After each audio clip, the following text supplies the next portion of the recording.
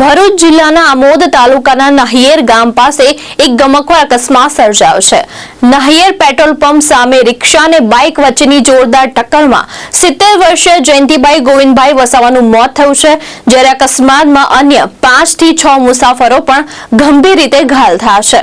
આમોદ તાલુકાના નાહિયેર ગામ પાસે વાગરા જંબુસર રૂટ પર મુસાફરોએ ભરેલી રિક્ષા પૂરપાટ ઝડપે જઈ રહી હતી।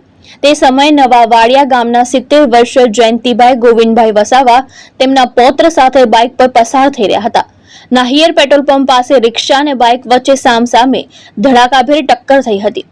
અકસ્માત એટલો પ્રચંડ હતો કે દાદા પૌત્ર રોડ પર દૂર સુધી ફંગોળાયા હતા, જ્યારે રિક્ષામાં સવાર મુસાફરો લોહી લુહાણ હાલતમાં ચીસો પાડી ઉઠ્યા હતા। ઘટના બાદ લોકોના ટોળેટોળા ઉમટી પડ્યા અને 108 એમ્બ્યુલન્સ મારફતે ઈજાગ્રસ્તોને આમોદ રેફરલ હોસ્પિટલ ખસેડાયા હતા। જો કે ગંભીર રીતે ઈજાગ્રસ્ત જયંતિભાઈને તબીબો બચાવી શક્યા ન હતા અને સારવાર દરમિયાન તેમનું મોત થયું હતું। અન્ય 5 થી 6 ઘાયલ મુસાફરો હાલ સારવાર હેઠળ છે। આમોદ પોલીસે ગુનો નોંધી વધુ તપાસ હાથ ધરી છે। કેતન મહેતા, દ્રષ્ટિકોણ ન્યૂઝ, ભરૂચ।